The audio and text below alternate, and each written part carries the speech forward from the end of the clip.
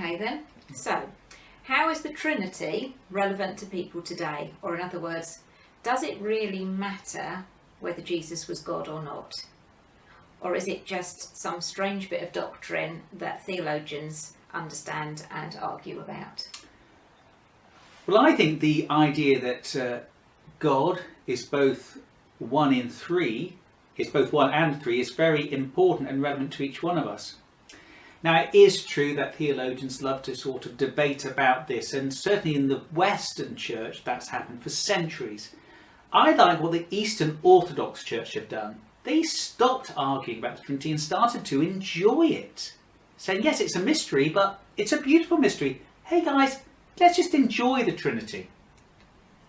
What do you mean, enjoy it? Well, the Orthodox Church I've seen represent the Trinity like this, as a triangle. And as you can see in this picture, you've got God at the top, you've got Jesus and the Spirit. And it's a set of love relationships. So you can see how the Father loves the Son and the Son loves the Father. The Father loves the Spirit and the Spirit loves the Father. The Son loves the Spirit and the Spirit loves the Son. This is the eternal relationship of love that has existed within God, the Godhead, for all eternity. Now, we know the phrase God is love, but that wouldn't really make that much sense if God is just a single person. But within God, there are three persons who have loved each other for all eternity.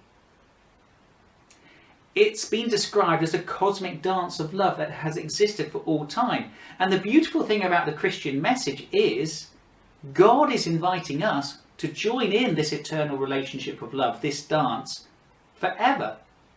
Now that can only be made possible if the problem of sin could be dealt with. But God in Jesus dealt with that by taking sin onto his own shoulders. We are now free from sin if we're Christian believers, and we can come to know the one true God and enter this beautiful love dance that has existed for all time. So the Trinity is a beautiful thing. And the Eastern Orthodox Church is saying, let's just stop trying to understand all the mechanics of it. Let's just enter into this relationship of love and be fulfilled forever. This is what we were made for. The Westminster Catechism of 1645, those 17th century Christians knew what they were talking about. They said mankind's chief end is to glorify God and to enjoy him forever. So can I finish with a little story? Do. So a man, maybe about 150 years ago, was on his way to Niagara Falls.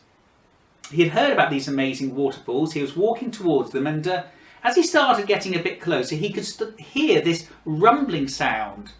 What was that rumbling sound? Could it be the waterfall? He wasn't too sure. And then he passed a man who was mending his barn roof, and he called up to him, "Can you hear that noise?" The man came down from mending the roof and said, "Yes, I can hear that noise. I hear it all the time." The traveller asked, "Well, is that rumbling noise Niagara Falls?" And the barn owner said, "Well, do you know what? It might be, but I don't know. I've never been."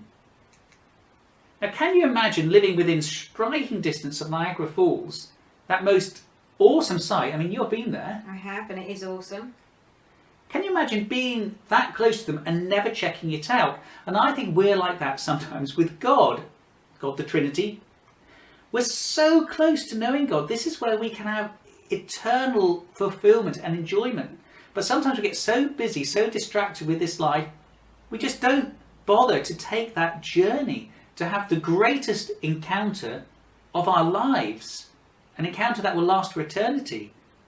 Surely it's worth taking a journey to experience God the Trinity. The Father who protects us, the Son who becomes human flesh for us, the Spirit who makes us grow in the knowledge of God and holiness. It's worth doing, isn't it? It is.